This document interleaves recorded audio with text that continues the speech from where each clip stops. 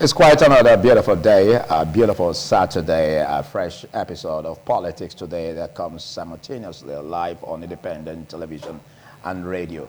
As usual, we have intriguing moments whenever we have any episode of Politics Today, and where you need to be glued to your seat and get your eyes glued on the TV screen. Well, we're just counting weeks, let's say days, to the September 21st governorship election in Edo State. And it's quite important there shouldn't be a vacuum in government. We will take our minds back to the theorist, Thomas Hobbes, that theorized that lives become short, nasty, and brutish if there is no government. And we're looking at the need to have the successor of His Excellency, the Governor of Edo State, Godwin Obaseki, Obaseki. Who does the cap fit?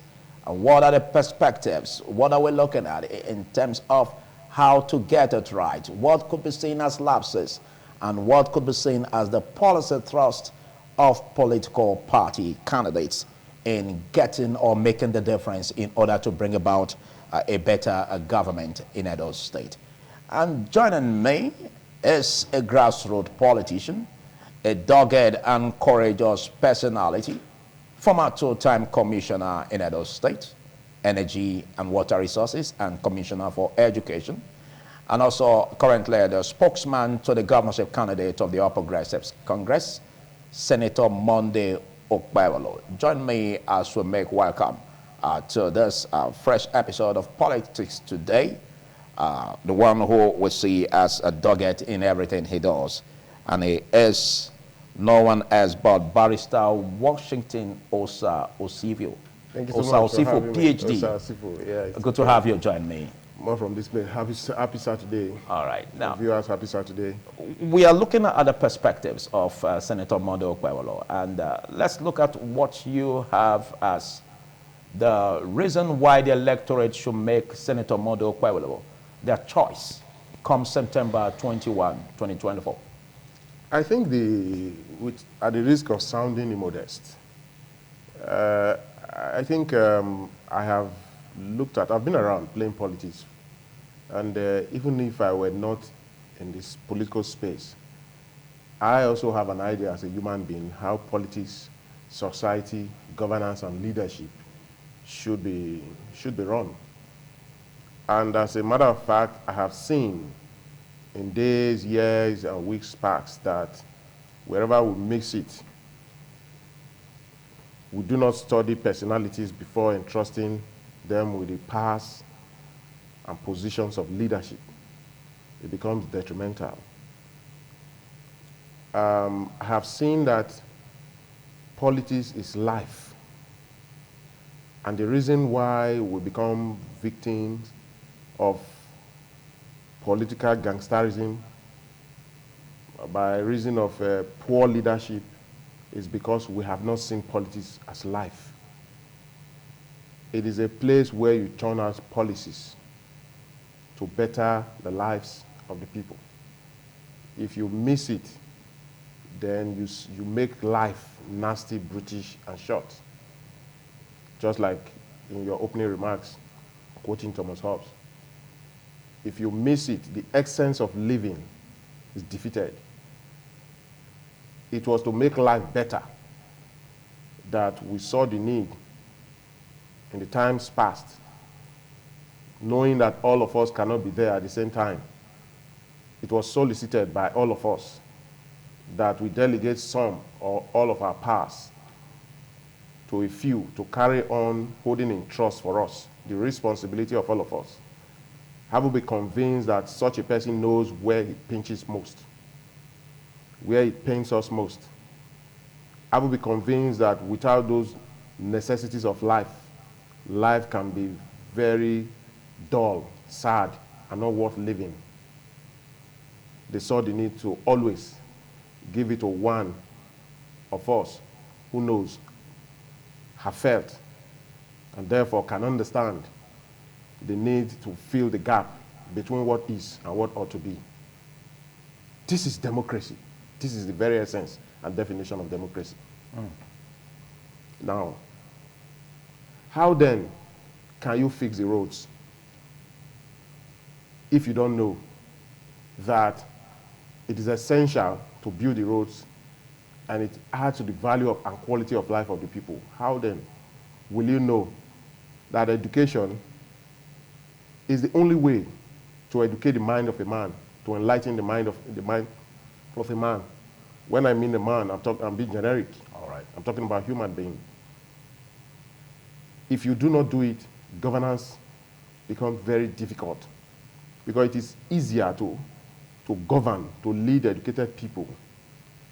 And it is through education that development comes.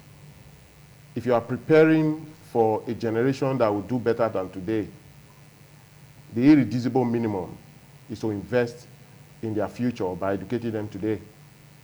How then would you know that you will be mortgaging and destroying not only the today of the people, but even the future? And perhaps that future may be rendered to a state of non-existence if we do not fix it today. If you cannot connect the essence of life with longevity, how do you deal with the issues of, whether to invest or not to invest in the health sector? You wouldn't know, because for you, you live for today. Tomorrow doesn't matter. It is only a man who knows that except the world comes to an end today, then there will be need to invest in sustaining and continuity of tomorrow, that will invest in social infrastructure, the building of social infrastructures, improving on them. How would you know that life will also become nasty, British, and short if you do not invest in employment generation and giving quality employment to our people? How would you know that the life expectancy ratio of people can drop if they don't smile to the bank? There's no good account in the bank. Therefore, they live a life of lack and wants all the time. How would you know that it is only through job and job creation and meaningful engagement that put real money in the pockets of the people that will extend life expectancy ratio? How would you know? How would you know that an impoverished society is a society that will continuously, discourage the need to continue to live and therefore affect productivity? How would you know? Now, if you are intelligent, and at the end of the day, what matters to you, having identified all of this, is to see how to play a smart man around this, to protect yourself, protect your immediate family, and perhaps your friends that are very close to you. Your essence of being in government is to rip off the people to your own benefit, even though you will not live forever. And at the end of the day, if you deploy your intelligence as a smart person, to the extent that what you see is what is similar to what Trump said when he offended the very basis of America's system, when they asked him in an interview why it is an aberration that you are an American and you are aspiring to be president of the United States of America. You didn't pay your tax, you evaded tax. And he said, that's smartness. Haba. But we saw what that meant to the world and to America, that when you play around the rule because you are smart, you cannot deliver the best practices on the principles of democracy.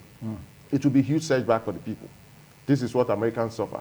We have also seen in the eyes of the world, America that used to be America, feared by people and loved by good, became laughingstock amongst, world bodies. We have seen that today they are struggling to restore that glory.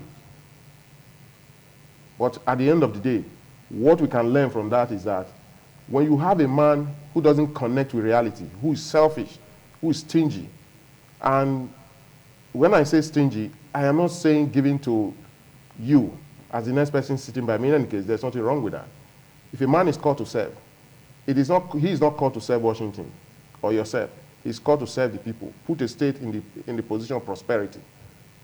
Okay, if you fail to do that and you are prospering, then there is a problem.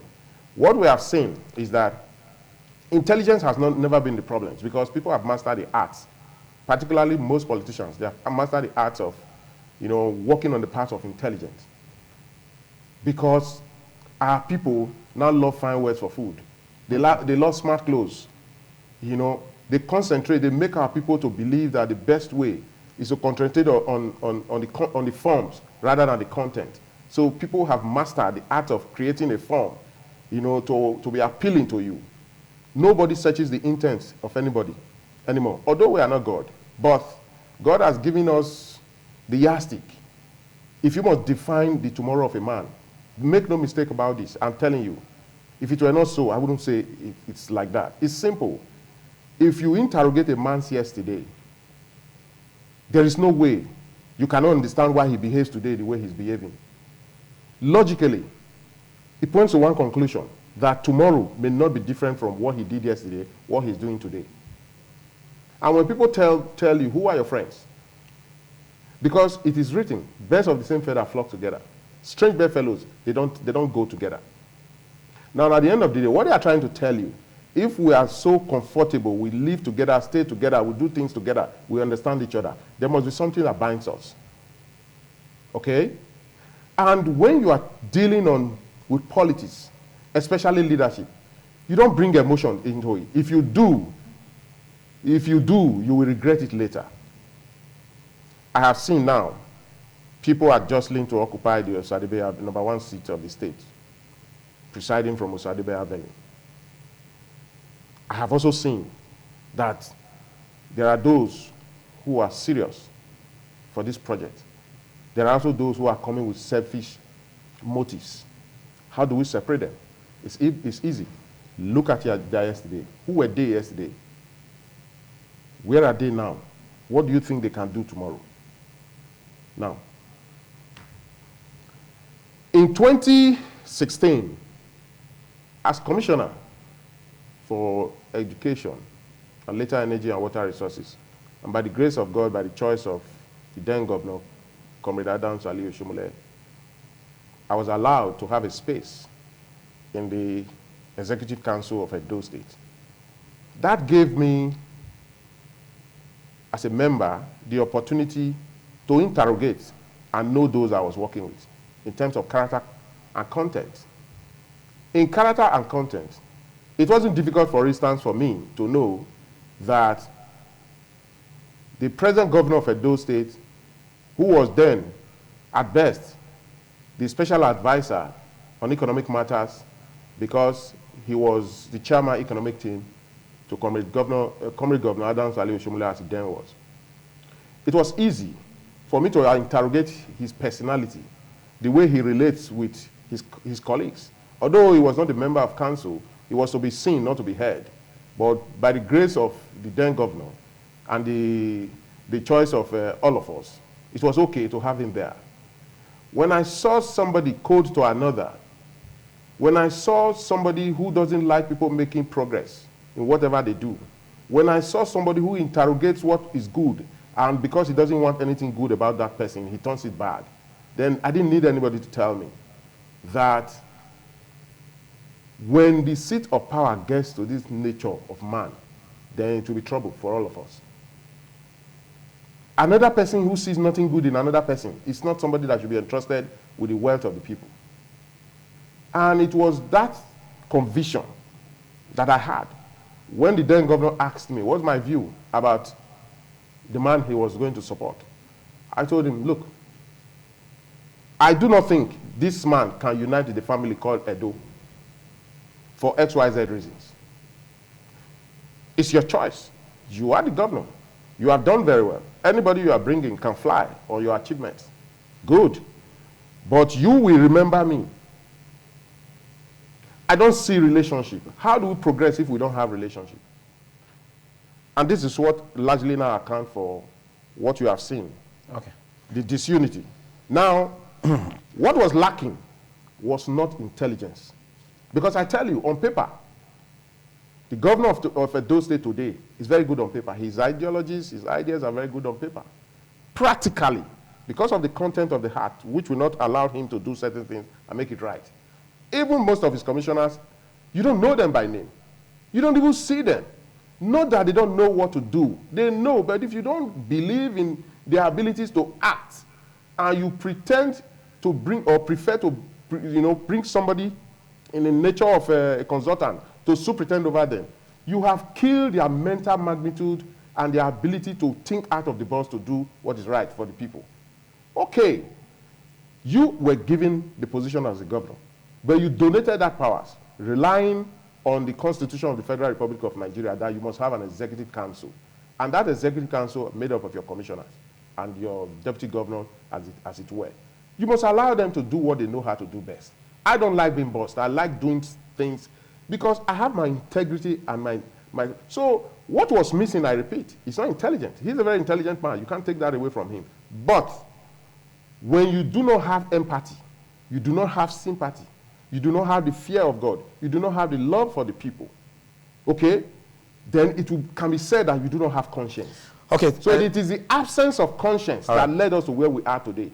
And what we need in any leader that will lead us tomorrow is conscience. If you have conscience, you will be able to identify the gaps, the lacuna between what is, like I said before, and what ought to be. The fear of God, it is written, is the beginning of wisdom. That fear of God can characteristically be called today, in the simple term of it, as conscience. Thank you. Conscience is what our candidate, Senator Monday Okpebholo, it is one thing I know. Go and ask. He may be everything, but I'm telling you, he's not a thief. He may be everything. He's not somebody who cut corners. He may be everything. He's not somebody who believes that life will not one day come to an end for an individual. Therefore, everything you do, if it does not, protect your yesterday, then there's no need for tomorrow. This is what this man, is coming with. Conscience. It is a man with conscience who knows that he doesn't know it all, that he will need people for us to come together, like Thomas Hobbes did suggested, that brought all of us together. So let us, even God in his infinite wisdom, knew at some point in the creation story when he said, rather than say, I, God, Mr. God, we do X, Y, Z and develop the world. He said, let us. The word us will suggest that he was not alone, even though he had powers to do it alone. For those who must lead, they must lead by the examples of God that suggest that let us, and in the letting us, it is not just in the surface, it must also be characteristically seen, manifestly seen. Thank you, Barrister Washington Osifo. I admire your dexterity, but the response was quite philosophical, and I would want a subsequent response to treat the issues directly. And now let's look at the aspect where the candidate of the Progressives Congress, Senator Monday Okpebholo, was first coasted to victory to pick the position of the senator representing the Federal Republic of Nigeria. And looking at that, he quickly made a U-turn and start coasting to become the governor of Edo State. What could have informed the reason for the U-turn? No, I think I need to correct you. There's nothing to talk about making the U-turn. No, that wouldn't be the right word. What would be the right word is that, why do you think he wants to be governor, even though he's the senator representing those people of Edo Central as are today? Look, at some point, I am more comfortable discussing him as simply Monday Okpebholo before talking about the office he's occupying today and the one he looks forward to occupying by the grace of God after 21st of September. It is his character and conscience that made the difference, that for the first time, an APC person, even though he was new in APC as at that time, took the ticket. And let me tell you something. A man who has served before, he served the people of his land by serving the overlord, our father, may he so rest in peace, Chief Tony Aneni. He served him well. Chief Tony Aneni blessed so many men when he was around here, including the Edos, the Benins, the Edonots, people who followed him. We can count. I still see some of them in all political parties today. They have their political umbilical cord, one way or the other, tied to him. This man you are seeing was there. This man was in service. Everybody, they know him. None of them who passed through the college of Chief Tony Aneni who cannot say they don't know him. they knew him as a man that is humble, a man that is meek, that is gentle, has the fear of God, non-assuming. So that is why, for instance, that part of Edo State was largely dominated by the People's Democratic Party. Every senatorial district has its leaning. If you don't know what you know, then it's APC dominated, it's still APC dominated today. In Edo Central, it was PDP dominated. You know, we tried as APC to contest. We contested indeed, we didn't win because it was dominated by PDP, okay? But today, a man who just came from PDP joined us, okay? And we found him worthy. Together with those where he came from, found him worthy. It was easy for us to collaborate for our people and his people to vote for him. Then he took the seat. He's there today. Now, this is a man who, before he became a senator, just an ordinary man. I'm still talking about connecting with yesterday. He knew because he suffered with the people in the area of providing education, building classrooms, assisting men and women, empowering them, you know, for business. He encouraged the farmers within that locality. In the area of security, providing funds, you know, gadgets and security gadgets and vehicles, you know, operational vehicles for that. In area of transportation, providing water, even in the healthcare sector, even in the religious sector, building churches and helping churches to grow, and also associating with the Muslims and the non-religious bodies and all of that. So that will tell you that when you are a community man, they know you, they know what you can do. Okay. They will connect with you. It is that reason, seeing what he did, and when in terms of power shift, you know, from one senatorial district to the other, many persons, many political parties saw the need to take it to the central. It wasn't difficult for the Esan people to say that a man who has done well for his people, largely he that is faithful in little will be faithful in much. They're not saying that he has passed the first test as a man who was not in government. He has passed the second test as a man being now tested with powers, which most persons, when you give them responsibility to lead, they forget. Therefore, let's give him a higher responsibility.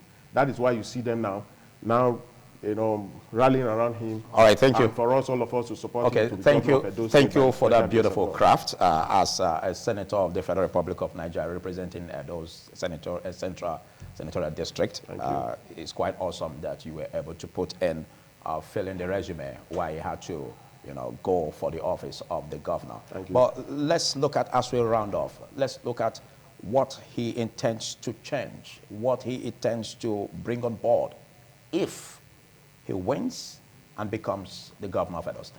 It's simple.